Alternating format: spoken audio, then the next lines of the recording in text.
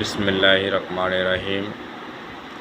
আজকে আমি আপনাদের সামনে আর রায়হান ইন্টারন্যাশনাল মাদ্রাসা সম্পর্কে কিছু কথা তুলে ধরব। আর রায়হান ইন্টারন্যাশনাল মাদ্রাসা বাংলাদেশ কি সমগ্র বাংলাদেশ এমনকি বিশ্বের মধ্যে প্রথম স্থান অর্জনকারী প্রতিষ্ঠান আর রায়হান ইন্টারন্যাশনাল মাদ্রাসা।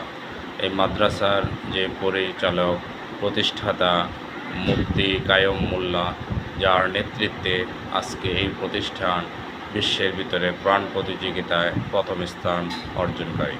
আমার আহ্বান থাকবে আপনাদের সন্তানদেরকে মাদ্রাসায় পড়াবেন, এই মাদ্রাসায় ভর্তি করাবেন। এই মাদ্রাসা অত্যন্ত ভালো একটি আদর্শবান মাদ্রাসা। এই মাদ্রাসার কথা আমরা কখনো বলতে পারবো না। এই মাদ্রাসার পরিচালককে অসংখ্য ধন্যবাদ এবং আল্লাহ তার প্রতি সহায় হোক। আল্লাহ তাকে আরও